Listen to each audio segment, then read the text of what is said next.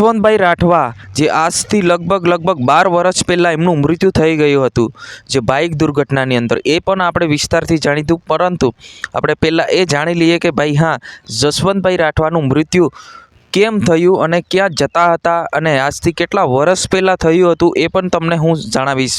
તે પહેલાં આપણી ચેનલ પર નવા હોય તો ચેનલને સબસ્ક્રાઈબ કરીને લાઇક કરી નાખજો। જ્યાં મિત્રો વાત કરવામાં આવે તો આજે 5/10/2011ના રોજ એનું મૃત્યુ થયું હતું અને મૃત્યુ તારીખ આજે છે, તો આજે એમના ચાહકો પણ એમને યાદ કરી રહ્યા છે। એમના ચાહકો અગરબત્તી કરીને હાર પહેરાવીને એમને યાદ કરી રહ્યા છે।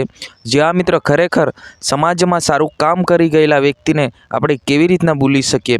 આજે લગભગ 12 વર્ષ જેટલો સમય વીતી ગયો તો છતાં એમને ગીતો જે છે, એમના ટિમ્બલીઓ છે આદિવાસી સમાજની અંદર જે હીરો તરીકે જાણીતા એવા જસવંતભાઈ રાઠવા જે બોડેલી અને જાંબુઘોડા રોડ પર જે બાઇક દુર્ઘટનાની અંદર એમનું મૃત્યુ થઈ ગયું હતું। કેમ કે બોલેરો અને બાઇક દુર્ઘટનાની અંદર એમનું મૃત્યુ થઈ ગયું હતું। એ નવરાત્રિ માટે ગરબા માટે જઈ રહ્યા હતા ત્યારે અચાનક સામેથી બોલેરો આવી હતી અને બોલેરો અને બાઇક દુર્ઘટનાની અંદર એ જે જસવંતભાઈ રાઠવા જે છે એનું મૃત્યુ થઈ ગયું હતું। પરંતુ અત્યારે મિત્રો તમે વિચાર કરો, લગભગ 12 વર્ષ વીતી ગયા તો છતાં લોકો જે છે હજુ સુધી પણ ભૂલી નથી શક્યા।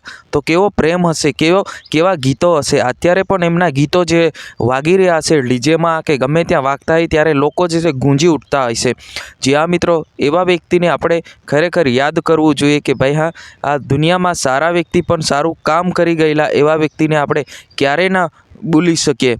કે જ્યાં મિત્રો એવા હતા જસવંતભાઈ રાઠવા જે ઇટવાડાના ડુંગર પર જે મોરલો તરીકે જે ગીતો ગાતા એવા ટીમલી સ્ટાર કલાકાર જે જસવંતભાઈ રાઠવા જે આજે આપણી સાથે નથી, પરંતુ એમની જે ગીતો બનાવેલા છે એ ગીતો આપણા દિલમાં વચેલા છે। તો દર વખતે હું પણ વિડીયો બનાવતો હોય છે, હું પણ યાદ કરતો હોય છે, તો તમારે પણ યાદ કરવાનું છે। જ્યાં મિત્રો કોમેન્ટ બોક્સમાં જરૂરથી તમારે લખવાનું છે અને સાથે સાથે આ ચેનલને ફોરવર્ડ કરી દેવાની છે। આજની વિડીયોની અંદર બસ આટલું જ। જય હિન્દ, વંદે માતરમ।